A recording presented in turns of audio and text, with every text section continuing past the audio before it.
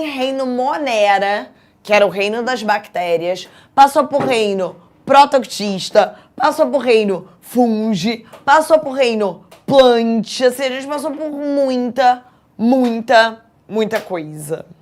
E chegou a hora dele, o reino animal. Só que temos um problema. Teremos que ver hoje todos os invertebrados. Pois é. Hoje teremos que começar em poríferos, o primeiro grupo de invertebrados, e terminar lá no último grupo de invertebrados, né, o mais próximo da gente, que são os equinodermas. Dá. Tá?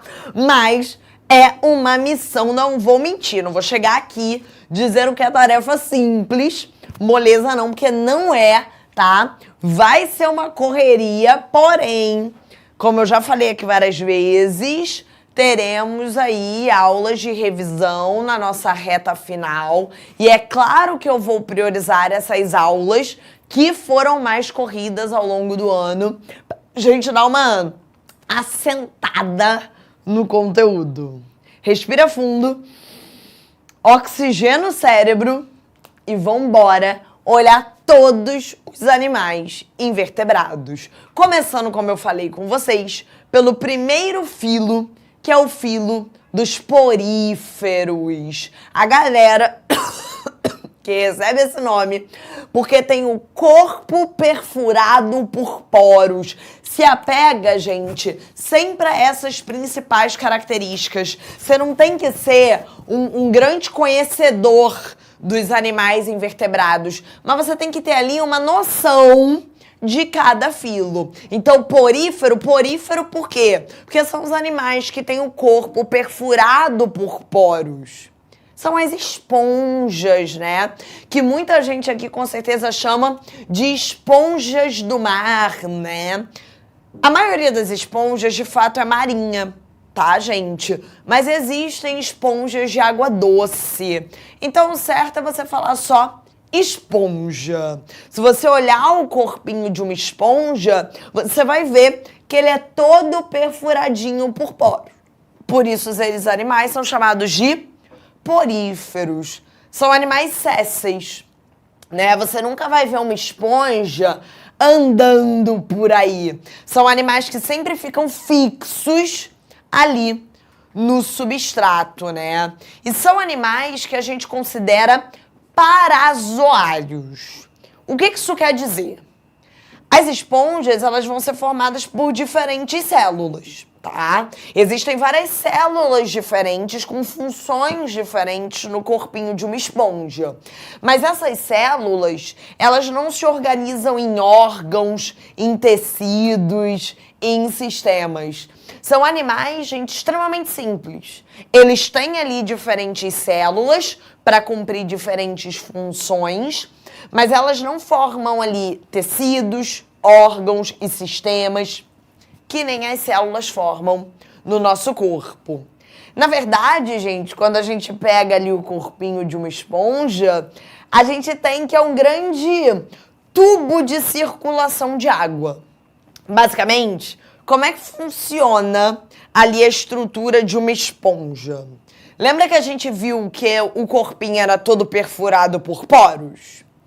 Por esses poros, a água ela entra, tá? A água, ela vai circular aqui dentro da esponja, nessa cavidade que a gente chama de átrio ou esponjocele. Então, a água vai entrando aqui pelos poros e ela circula aqui dentro desse átrio, dessa cavidade. E sai aqui por cima, por esse buraco aqui maior, que é o ósculo. É sempre assim. A água vai entrando aqui pelos poros, circula aqui no meio do átrio, ou esponjocele, e sai por esse ósculo, por esse buraco maior aqui em cima. Mas o que faz a água fazer isso? O que determina esse fluxo de água, né? O que faz a água entrar ali pelos poros, circular aqui no meio do átrio e sair por esse ósculo? E vou te mostrar uma imagem muito legal para você ver que é assim, ó. O mergulhador, ele vai jogar água com um marcador verde para você enxergar. Repara como ela vai entrando aqui pelos poros laterais, tá vendo? Vai circular lá dentro do átrio e vai sair aqui pelo ósculo. Olha que maneiro, né? É sempre assim, é sempre esse fluxo de água, ó. A água entra pelos poros aqui na lateral, circulou ali dentro do átrio, sai aqui por cima por esse buraco maior, que é o ósculo. Mas o que promove essa orientação, esse fluxo de água? Existe uma célula super importante quando você pensa em porífero. Pensou em porífero? Pensou em animal com corpo perfurado por poros? Pensou em esponja? Você vai pensar no chamado coanócito. Os coanócitos são células flageladas, tá vendo? Que elas têm um flagelinho. Elas ficam aqui dentro da esponja. Tá vendo aqui, ó? Vários coanócitos. É esse batimento do flagelo que faz a água entrar pelo poro, circular aqui no átrio e sair pelo ósculo. Sair por esse buraco aqui em cima. E não é só isso, tá, gente? Os coanócitos, essas células, elas também vão capturar e digerir os alimentos. Então a esponja, ela acaba sendo um animal filtrador. Ela filtra a água para se alimentar. Então, conforme essa água entra e sai pela esponja, entra pelos poros e sai pelo ósculo, conforme essa água passa pela esponja, esses coanócitos vão capturar e digerir o alimento para mandar os nutrientes para todas as outras células. Ou seja, a digestão de um porífero, ela vai acontecer aqui, dentro do coanócito. É uma digestão que a gente chama de intracelular, porque o alimento ele vai ser digerido dentro dessa célula, que é o coanócito. Vocês conseguem pensar num problema disso? Qual o problema do animal ter uma digestão intracelular? Qual o problema para a esponja dela digerir o alimento aqui dentro do coanócito, dentro dessa célula? Galera, ela não vai poder comer nada muito grande, né? Se ela vai digerir o alimento dentro da célula, dentro do coanócito, isso vai limitar muito o tamanho do que ela pode comer. As esponjas, elas vão depender ali de comer plânctons ou algumas bactérias que estão ali na água. Elas têm um cardápio alimentar muito restrito, justamente porque elas têm que digerir esse alimento dentro do coanócito, dentro dessa célula, uma digestão intracelular, para aí sim mandar os nutrientes para todo o resto do corpinho delas, tá? Então essa é a célula, galera, mais importante. Pensou em esponja, pensou em porífero, você vai pensar em coanócito, porque é essa célula que vai promover essa circulação da água e que também vai capturar e digerir o alimento. São animais filtradores, então vão filtrar água para se alimentar. Vai ser uma digestão intracelular. Beleza, gente? Porífero, beleza? Esponja? Será que dá? Será que é muito ousado a gente montando um mini mapinha mental? Seria isto muito ousado? Não sei. Mas tentaremos, já que a aula é muito corrida, tá? Pelo menos para vocês lembrarem, assim, dos pontos chaves depois. Então, porífero. Pensou em porífero, você vai pensar em quê? Esponja. Animais com corpinho perfurado por poros, lembra? Césseis. Corpinho todo perfuradinho aqui por poros. A água, ela vai entrar aqui pelos poros laterais e ela vai sair ali em cima pelo ósculo. Isso é super importante, né? Porque são animais filtradores. Vão filtrar a água para poder sobreviver, se alimentar. E lembra que para promover esse fluxo de água, para capturar o alimento dentro dela, a gente vai usar os coanócitos. Então são as células que não só vão capturar, como vão digerir esse alimento que está na água. Então, em porífero, a gente tem uma digestão intracelular. Lembra que essas células, elas não vão se organizar ali em tecidos, órgãos, nem sistemas, tá? São animais parazoários. Beleza, gente? Tranquilo? Vamos tentando apertar as coisinhas aqui. Aqui embaixo eu já vou colocar o próximo filo.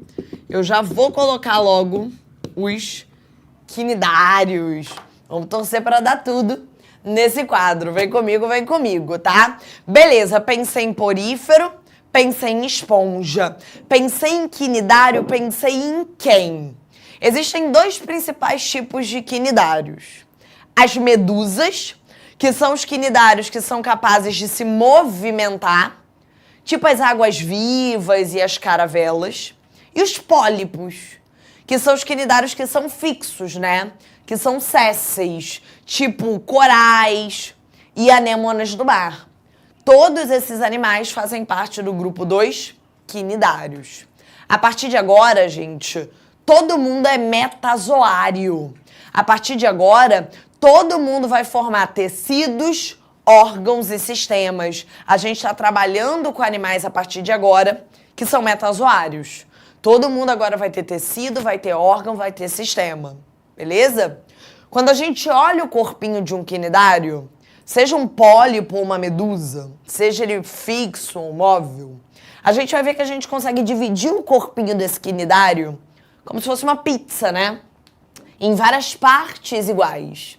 Que é uma simetria corporal que a gente chama de simetria radial. Então essa é uma característica muito importante dos quinidários. Não importa se é um pólipo ou se é uma medusa, já vamos anotando. Não importa se ele é fixo ou se ele é móvel, tá? Se é uma anêmona do mar, um coral ou uma água-viva. Todos eles têm essa simetria. A gente divide o corpo como se fosse uma pizza. Eles têm essa simetria radial. Show? Tranquilo? Quando eu penso ali em porífero, a célula mais importante era o coanócito. Quando eu penso em quinidário, essa é fácil de lembrar. A célula mais importante vai ser o quinidócito. O quinidócito é uma célula que libera uma substância urticante. Dentro dessa célula existe uma organela. Calma aí que eu me emendei toda aqui. Caiu o microfone, meu Deus! Caiu o microfone! Vou botar por fora, tá, Renan? Pra ser mais rápido. Tá funcionando? E dentro dessa célula, né, dentro desse quinidócito, existe uma organela, que é o nematocisto. Tá vendo? É como se fosse um chicote. Quando essa célula é estimulada, ó, esse nematocisto, ele sai, tá vendo aqui, ó? E libera uma substância urticante, tá? Essa substância urticante, o quinidário, ele pode usar tanto para se defender, para escapar de um possível predador, quanto para capturar o alimento dele, né? Para matar, para paralisar ali uma possível presa, tá? Essa substância urticante, gente, ela pode causar, no nosso caso, desde queimaduras, quem nunca tomou ali uma queimadura de uma água-viva, até dependendo da espécie de quinidário, ela pode ser fatal, tá? Por exemplo, a vespa do mar. Não sei se vocês já ouviram falar da vespa do mar. Ela é muito comum na Austrália, tá? Ela é bem pequenininha, ela tem entre 10 a 20 centímetros. Mas o quinidócito dela libera uma substância que não é só urticante. Ela é letal. Ela é absorvida pela pele e ela é capaz de matar o ser humano por parada cardiorrespiratória.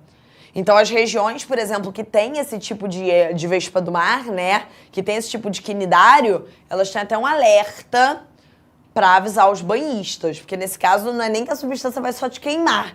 Ela pode, inclusive, te matar, tá? A caravela portuguesa, que também é um quinidário super famoso, né? Uma colônia, na verdade, ali de águas-vivas, né? São várias águas-vivas unidas anatomicamente.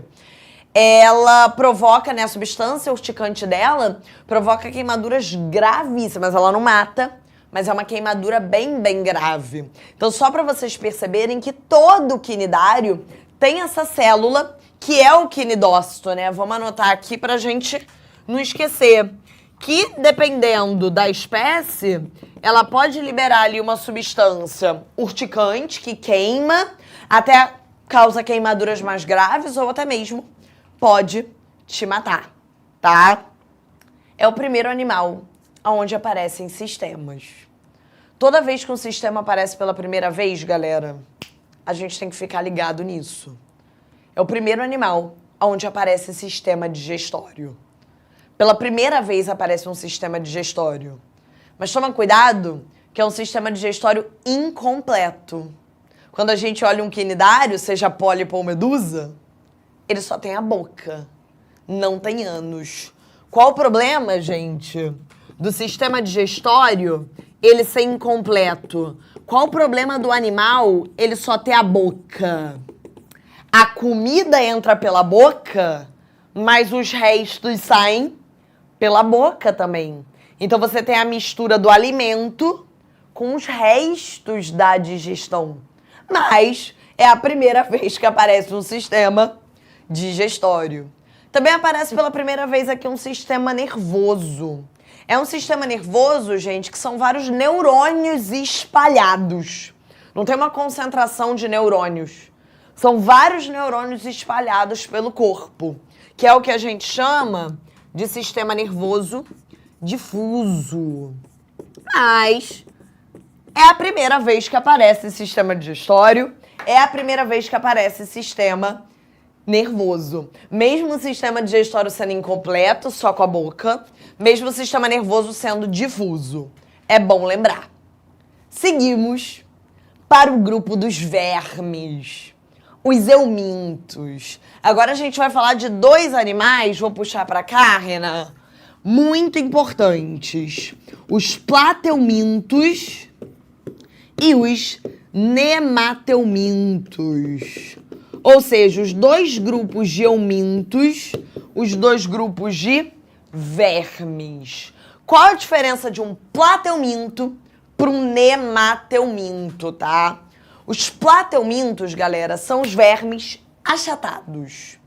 A gente vai falar de vários deles, inclusive na semana que vem, que é a nossa aula de doença. Mas é, por exemplo, a planária, tá? Que é um plateuminto de vida livre. A tênia, o esquistosoma, são todos exemplos de vermes achatados, tá vendo? Ele é bem fininho, parece um fettuccine, uma folhinha de papel. Pela primeira vez, aqui, surge uma simetria bilateral. A partir de agora, quando eu pego o corpo do animal, eu consigo dividir o corpo dele que nem o nosso, em lado direito e esquerdo.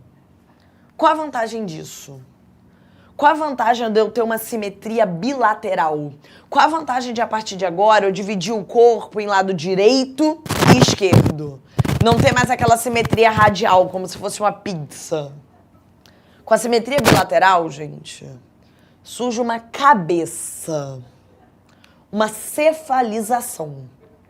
E aí vem outra pergunta. Qual a vantagem de ter a cabeça? Qual a vantagem de surgir uma cefalização? A cabeça, gente, é onde a gente concentra estruturas nervosas, certo? A cabeça permite que a gente explore o ambiente antes de expor o nosso corpo, que é onde estão os órgãos vitais. Você faz isso até hoje. Isso surgiu aqui, em plateuminto. Imagina que você está entrando num lugar desconhecido. Você vai entrar num quarto que você não sabe o que tem atrás da porta. Tem um quarto fechado, escuro. Você não sabe o que vai ter atrás daquela porta. Como é que você vai entrar naquele quarto? Você vai entrar assim, abriu a porta e você se joga e vai. Ou você coloca a cabeça, explora o ambiente e, se tiver seguro, você expõe o teu corpo. É isso que você faz, eu imagino. Você usa a tua cabeça para explorar o local. Na tua cabeça você tem a maior concentração de estruturas nervosas e sensoriais. Você usa a tua cabeça para explorar o ambiente. Se tiver tudo bem, você expõe o teu corpo. onde estão grande parte dos seus órgãos. Isso surge aqui em Platelminto e tá contigo até hoje. Então esse é um momento muito crucial do reino animal. A partir de agora, a maior parte dos animais vai ter simetria bilateral, galera. Ah, deixa eu botar antes aqui. Ah, mas dá pra botar aqui também. Boto pra cá pra gente lembrar que são os vermes achatados, né? A partir de agora, galera, o pessoal vai ter simetria bilateral. Pensa em você. Vai ter o corpo dividido em lado direito e esquerdo. Com isso surge uma cabeça. A cefalização.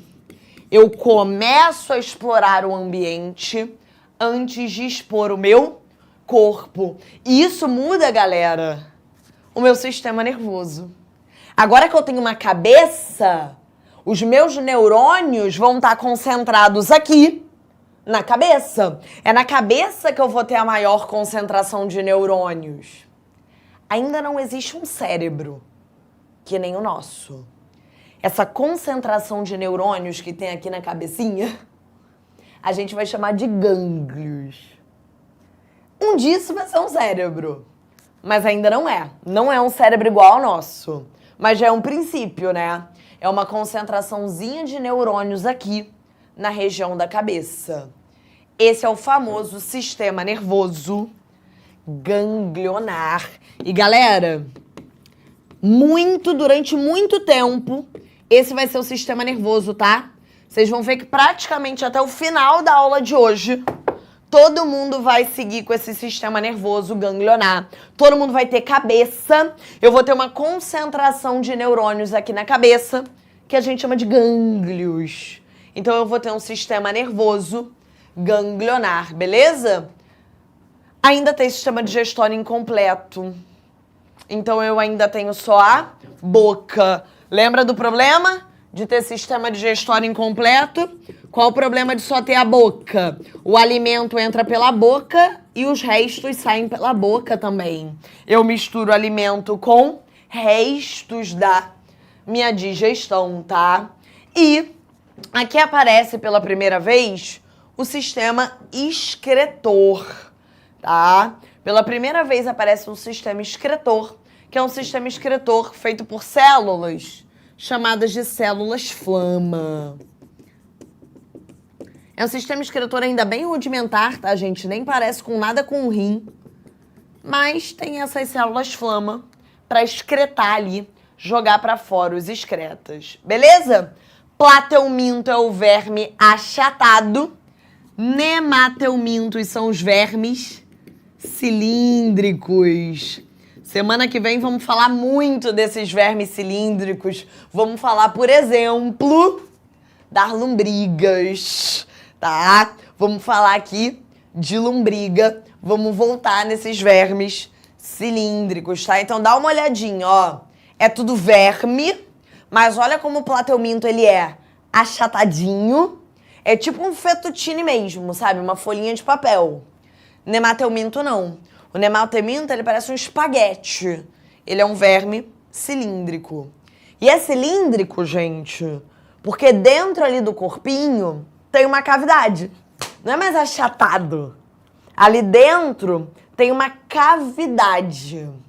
Uma cavidade aqui dentro do corpinho que é cheia de água, tá? Essa cavidade cheia de água é chamada de pseudoceloma. Celoma é uma cavidade que abriga os órgãos, tá? A gente, por exemplo, tem celoma. Os nossos órgãos aqui dentro do corpo estão dentro dessa cavidade que a gente chama de celoma. Esse celoma aqui, essa cavidade, ele é um celoma falso, porque ele não abriga os órgãos. Essa cavidade vai estar cheia de água. Essa água ajuda a dar uma circulada nos nutrientes, tá? E também dá uma certa sustentação. Então, pela primeira vez, você tem um animalzinho ali cilíndrico, é um verme cilíndrico, mas toma cuidado, porque essa cavidade ali, ele é cilíndrico, mas essa cavidade é um pseudoceloma. Porque é uma cavidade cheia de água. Os órgãos mesmo estão todos esmagados ali dentro, tá? como eu falei, tem simetria bilateral. Você olha para a lombriga, você divide o corpo dela em lado direito e lado esquerdo. E qual é a grande vantagem de ter simetria bilateral? Surge a cabeça, né? Tem cefalização. Na cabeça é onde eu concentro os neurônios. Eu vou concentrar em gânglios. Então, meu sistema nervoso aqui segue sendo ganglionar, tá? Mas temos mudanças. Temos mudanças, tá? Sistema nervoso ganglionar, aqui os gangliozinhos na cabeça. Pela primeira vez, surge um sistema digestório completo. Quando eu olho para o nemateuminto, quando eu olho lá para a lombriga, ela tem boca e ela tem ânus. Esse é um grande marco, tá, gente, no reino animal. É aqui que surge o ânus. A partir de agora, o alimento vai entrar pela boca e os restos vão sair pelo ânus. Você não tem mais mistura de alimento com restos da digestão. Esse é um grande, grande momento. É a primeira vez, e a gente tem que anotar, que aparece um sistema digestório completo. É a primeira vez que aparece a boca e o ânus, tá? E durante o desenvolvimento desse animal, a boca surge primeiro que o ânus. Imagina uma lombriga bebê, tá? Ainda se desenvolvendo. Quem surge primeiro é a boca. Camila, isso importa? Não, o que importa é ter boca e ânus, pra não misturar. Mas isso é uma forma da gente diferenciar os animais. Esses animais onde a boca surge primeiro que o ânus, a gente chama de protoestomados. Beleza? Por muito tempo vai ser assim. Então lembra dessa característica. Tem boca e tem ânus, tem sistema digestório completo, tá vendo aqui? Primeira vez que aparece, super importante. Mas ali, enquanto ainda é um embrião, a boca surge primeiro, depois que aparece o ânus. Então é um animal protoestomado. Vamos lá. Vamos seguir em frente que ainda tem muita coisa. Vamos agora para o grupo 2. Vou apertar aqui até nesse cantinho. Anelídeos. Lembrando, gente, que eu tô fazendo um mapinha mental, tá? Vou botar aqui apertadinho no meio os animais invertebrados. Mas assim, um mapinha mental bem conciso, gente. Estão vendo a correria que é a aula. Tô tentando, assim, botar as características mais cruciais de cada grupo para depois vocês conseguirem, né, seguir em frente em relação a isso. Anelídeos, vai pensando comigo, ó. Porífero tinha corpo perfurado por poros, esponja. Quinidário era a galera que tinha quinidócito, que queimava. Tipo água-viva, coral, anemona do mar, caravela. Plateumintos e nemateumintos são os eumintos, são os vermes. Plateuminto é achatado, nemateuminto é cilíndrico. Anelídeo é a galera que tem o corpo dividido em anéis. É cilíndrico também. Também é cilíndrico, repara? Só que a diferença é que quando eu olho, olha aqui, o corpo é todo dividido em anéisinhos, tá? Outro dia, inclusive, meu esposo perguntou isso. Ele encontrou um treco no nosso quintal. E aí ele virou e falou assim, vem ver, que eu parece que nunca vi um bicho. Eu falei, o que foi, meu Deus? Ele tem um verme aqui no chão, verme, Camila, será que isso saiu do Inácio, meu Deus? Eu falei, calma, vamos olhar o verme. Aí peguei o verme, eu falei, ó, não é um verme. Ele, será que isso é uma lombriga? Eu falei, não é uma lombriga. Ele, como é que você sabe que não é uma lombriga? Eu falei, porque eu estudei, mas não. Aí eu virei pra ele com muita paciência e didática. Falei, tá vendo? Olha como o corpinho é todo dividido em anéis. Isso não é um nemateuminto. Beleza, é cilíndrico. Mas se tem o corpinho todo dividido em anéis, é um anelídeo. Pode ficar tranquilo que não saiu do Inácio, tá? era apenas uma minhoca. Gente, pelo visto foi o primeiro contato do meu esposo com uma minhoca ao longo dos 40 anos de vida dele. Agora, toda vez que ele vê uma minhoca, ele já se apega a ela, tá criando as minhocas lá em casa, tá? Quando a gente olha ali para um anelídeo, a gente vai ter também uma simetria bilateral, tá? Então, a gente segue ali com uma galera que tem o corpinho dividido em lado direito e esquerdo. Já pegaram a ideia, né? A vantagem disso é ter uma cabeça, uma cefalização. Ali na cabeça, a gente vai concentrar os neurônios. Continua tendo essa concentração aqui na cabeça que a gente chama de gânglios. O sistema nervoso continua sendo ganglionar, tá? Temos diferenças. Agora, quando eu olho o anelídeo, quando eu olho ali, né, o cilíndrico do anelídeo, ele é cilíndrico, porque agora ele já tem um celoma. Ali dentro tem um celoma verdadeiro.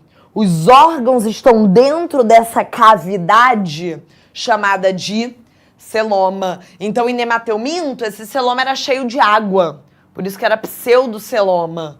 Aqui não, vou botar até de vermelho, que são os primeiros animais celomados. É cilíndrico porque a cavidade aqui dentro realmente vai abrigar os órgãos, tá, galera? O sistema digestório continua sendo completo, continua tendo boca e tendo ânus, super importante. E a boca continua, por muito tempo vai ser assim. A boca continua surgindo primeiro que o ânus. Então, continuam sendo protostomados. É bom, gente, que as características vão se repetir por muito tempo. Então, vai ficando um pouquinho mais fácil da gente pegando a ideia, tá? São exemplos de anelídeo, só para dar outros além da minhoca. A sanguessuga, tá? E a poliqueta. A poliqueta é um anelídeo da água. Então, acho que vocês nunca viram. Mas minhoca, eu acho que vocês estão bem familiarizados, mais que o meu marido, com certeza, que foi ter contado aqui com os 40 anos.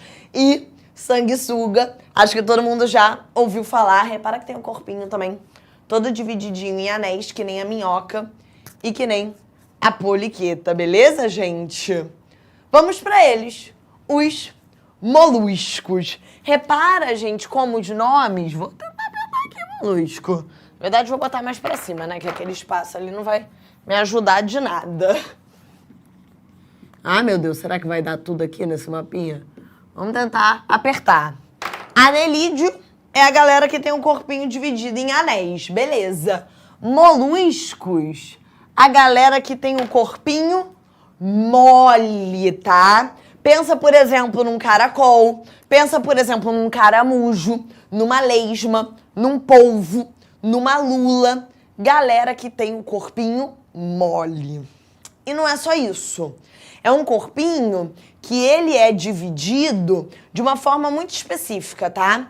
Eu continuo tendo simetria bilateral, beleza? Vou botar aqui só para registrar, mas eu acho que vocês já pegaram a ideia. Eu continuo tendo o corpo ali dividido em lado direito e lado esquerdo. Eu continuo tendo cefalização. Continuo tendo a cabeça e a cabeça continua concentrando neurônios nos gânglios. Eu continuo tendo o sistema nervoso ganglionar, tá? Mas aqui, além da cabeça, eu tenho uma divisão do corpo que ela é muito específica, digamos assim. Eu tenho o corpo dividido na cabeça, onde está ali o gânglio, né? O sistema nervoso ganglionar. Eu tenho a massa visceral, que é a região onde estão os órgãos vitais, as vísceras. Pode ser protegida por uma concha, como no caso do caracol e do caramujo. E eu tenho o pé, um pé musculoso para locomoção. Então, eu acabo tendo o corpinho dividido em cabeça, massa visceral, que é essa região onde estão os órgãos, pode ser protegida por concha, depende do molusco, e um pezinho musculoso para locomoção. Então, cabeça, massa visceral e pé musculoso, tá? São celomados. A partir de agora, todo mundo é celomado. Todo mundo tem essa cavidade, tá? Para abrigar ali os órgãos dentro do corpo.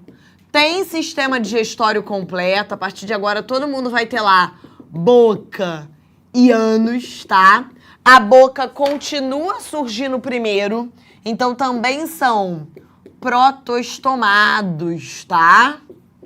Nos moluscos, a boca também é algo bem interessante, gente. Em diversos moluscos, na boca existe uma língua raspadora, chamada de rádula. Tá vendo aqui? É uma língua que parece um ralador de cozinha, tá? Que os moluscos usam justamente para raspar o alimento ali do substrato, como por exemplo de rochas, tá vendo? Eles vão usando essa rádula, essa língua raspadora que tá na boca, para raspar esse alimento. Só quem não tem são os moluscos filtradores, tipo por exemplo ostra e mexilhão, porque aí esses se alimentam realmente de filtrar a água. Os outros moluscos têm essa rádula, tá? Para fechar molusco, eles são divididos em 3 grupos. Caracol, caramujo, lesma são dos grupos dos gastrópodes. Se você pensar na estrutura de um molusco, pensa num caracol, tá? Pensa num caramujo, pensa numa lesma. Gente, fazendo um desenho muito simples aqui, tá? Você pensar num caracolzinho. Você consegue reparar que o pé dele tá na barriga? Pé na barriga? Por isso que a gente chama eles de gastrópodes. Gastro, barriga, podo de pé. O pé fica próximo da massa visceral da barriga. São os gastrópodes, caracol, caramujo, lesma. Tá? Agora pensa, por exemplo, num polvo, numa lula. Olha como o pé, ele já é ali mais próximo da cabeça. É o que a galera chama de cefalópode. Pó do pé, céfalo, cabeça. Cefalópode, pé na cabeça. E a ostra e o mexilhão tem ali a concha dividida em 2 partes. Ah, esse eu não vou saber desenhar não, gente. Bota um negócio assim só pra representar. Que é o que a gente chama de bivalves. São os grupos dos moluscos. Show de bola, gente? Tranquilo? Desenhozinho só representativo, tá? Depois eu expliquei tudo bonitinho aqui pra vocês. Então, gastrópode, galera que tem o pezinho na barriga, caracol, caramujo e a lesma, que é um gastrópode sem concha, tá? Que outro dia foi uma pergunta do meu marido, por que esse caracol tinha perdido a concha. Eu tive que explicar pra ele que isso não é um caracol, é uma lesma, tá? Não foi um caracol que largou a concha por aí, tá? Tem o polvo e tem a lula, que são os cefalópodes, tem o pé na cabeça, né? E ostra e mexilhão, bivalves, a concha dividida nessas 2 partes, né? Nessas 2 válvulas. Lembrando que esses aqui são filtradores. Ostra e mexilhão, eles filtram a água, tá? Artrópode, gente, estamos quase acabando, juro pra vocês. Artrópode, não sei se esse nome te pega, se te lembra ali alguma coisa, né? Podo de pé, artro. São os animais que têm a patinha articulada, tá? São muitos artrópodes, vocês já vão ver. Mas todos eles têm essa característica de ter as patas articuladas. E não é só isso. Esse grupo tem uma característica extremamente importante. Pela primeira vez, aparece um esqueleto. É um esqueleto que é para fora do corpo, tipo uma armadura, uma carapaça. Por isso a gente chama de exoesqueleto. E ele não é feito de osso, né? Porque são animais invertebrados. Ele é feito de quitina. É um exoesqueleto de quitina. Essa é a grande característica do grupo, tá, gente? Esse exoesqueleto, ele não só serve para proteção, mas ele também evita a desidratação do animal. Então ele é muito importante. Todos os artrópodes têm esse exoesqueleto, essa carapaça de quitina. Só que ele tem um probleminha. Ele não deixa o animal crescer. Então toda vez que o artrópode precisa crescer, ele precisa largar, abandonar esse exoesqueleto para poder crescer e depois construir um novo do novo tamanho dele. É como se fosse uma roupa, né? aquela roupa ela vai ficando apertada, você tem que jogar ela fora do ar para você poder crescer e comprar uma nova do seu tamanho. É a mesma ideia. Toda vez que o artrópode precisa crescer, ele abandona esse exoesqueleto, cresce e constrói um novo, para ele se proteger e evitar a desidratação. Esse processo a gente chama de muda ou equidise. Todos os artrópodes fazem isso. Então eles têm um crescimento que a gente chama de escada ou intervalado, né? Então ele abandona o exoesqueleto, ele cresce, constrói um novo. Enquanto ele estiver com aquele exoesqueleto, ele não cresce. Quer crescer? Abandona, cresce, constrói um novo. Para de crescer. Quer crescer de novo? Abandona, cresce, constrói um novo. Então, ao longo da vida, ele vai fazendo essas mudas ou equidises. Todos os artrópodes fazem isso. Todos. Então, aqui, por exemplo, a gente tem imagens desde baratas abandonando esse exoesqueleto de quitina, tá vendo aqui, ó? Que é o marronzinho que a gente vê da barata, por dentro ela é branca. O marronzinho é a carapaça, é o exoesqueleto. Ela abandonando para poder crescer e construir um novo. Até, por exemplo, um siri, uma aranha, uma cigarra, todos eles fazem esse processo de muda ou equidise, tá, gente? São todos celomados, todos têm boca e ânus, sistema digestório completo. Em todos a boca surge primeiro, são protostomados. São divididos em 5 classes que eu vou passar, obviamente, bem rapidinho. Insetos, aracnídeos, crustáceos, quilópodes e diplópodes. Insetos, né? Em geral, são os artrópodes que têm asas. É claro que existem exceções, tipo pulga, tá? Mas, de forma geral, os insetos têm asas. E todos têm 6 patas. 3 pares de patas, tá? É, por exemplo, a barata, a borboleta, a abelha, o gafanhoto, a mosca. São todos exemplos de insetos, beleza? Aracnídeos, que aí já tem 8 patas ou 4 pares de patas. Os exemplos mais famosos são a aranha, o escorpião e o carrapato. São todos aracnídeos, então toma cuidado porque aracnídeo te lembra muito a aranha. Mas o escorpião e o carrapato estão na mesma classe. Também tem 8 patas ou 4 pares. Crustáceos, tipo siri, lagosta, camarão, caranguejo, tá? São os artrópodes da água, né? Respiram ali por brânquias. Quilópodes e diplópodes. O quilópode mais famoso é a lacraia, tá? E o diplópode mais famoso, o gongolo, o piolho de cobra, aquele que a gente toca aí, fica enroladinho. São todos artrópodes. Anota comigo, gente, pra gente assim encaminhar pro nosso último grupo aqui. Dá pra ver? Não dá, né? Então, os artrópodes, tá? Galera, características mais marcantes que eu não quero que vocês esqueçam. As patas articuladas, sem dúvida, porque é o que dá nome ao grupo, mas eu vou colocar em destaque o exoesqueleto de quitina. Essa carapaça, que é super importante para proteção, para evitar a desidratação, mas que limita o crescimento. Toda vez que o artrópode precisar crescer, ele vai precisar perder esse exoesqueleto de quitina. Então, ele vai ter que fazer a muda ou equidise, tá? Vou botar aqui para cá para também lembrar que eles são celomados. Desde anelídeo, todo mundo tem celoma verdadeiro.